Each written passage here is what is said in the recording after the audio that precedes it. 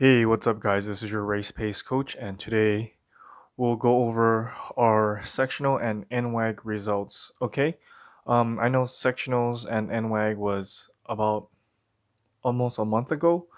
I know I'm late and behind on videos because been taking the day off and not making much videos. So let's just get straight into the sectional results. Okay, pretty much most of my swimmers got the same time.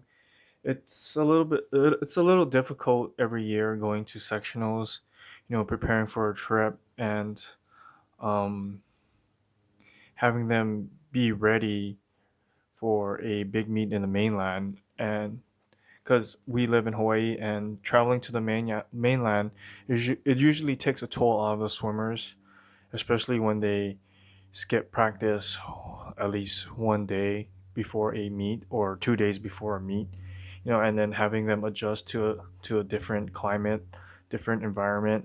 It really, if it affects the swimmers, not only in sectional meets that I've been to, but in other Western zones meet and stuff like that.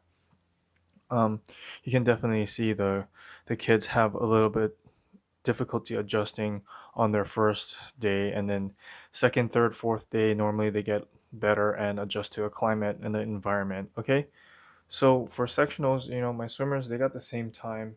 um Same time. I only had one swimmer make it into finals in the 100 butterfly. However, she kind of gained a second in prelims, and um was like a second off from her fastest time in the 100 fly. So the boys, they did drop time, but it they didn't really perform that well because of the traveling. um yeah. And then I think I'll do a video on traveling and preparing for trips. Okay. Yeah, so and then before these meets, we've been training only an hour a day because of the pool, and then the scheduling of the pool. Not only that, but the lights.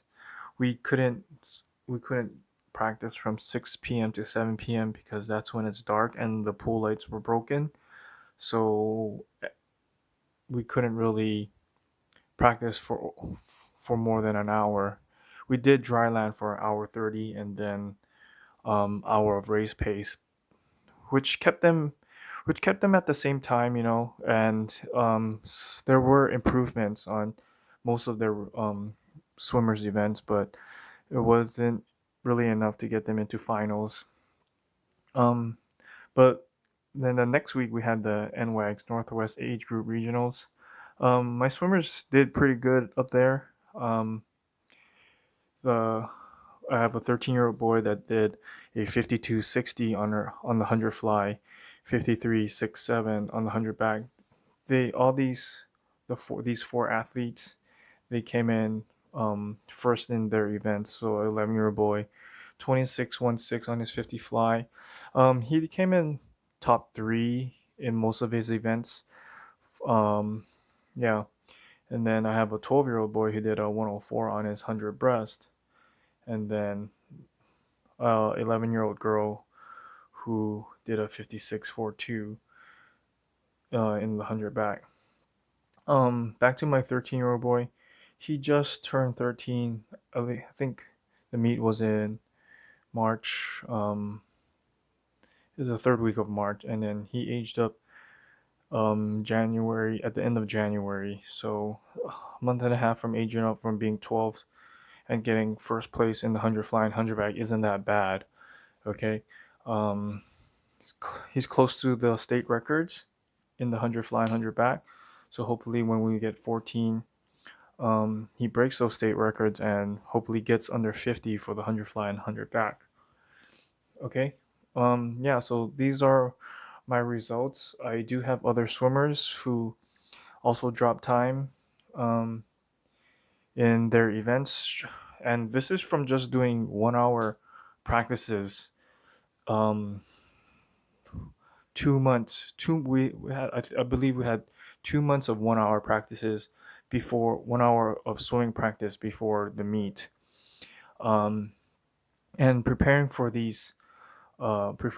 sectionals and Northwich age group regionals, we were doing I believe we were doing a third of the 100 race pace sets and half sets for the 200 race pace sets, just because we didn't have enough time and we needed to um, get in get in the sets for each certain race pace that the swimmers were racing in.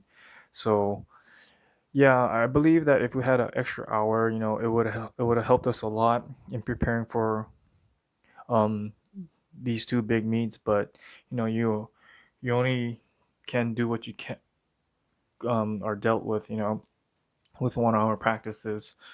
And then we did do dry land 5 days a week for an hour and a half.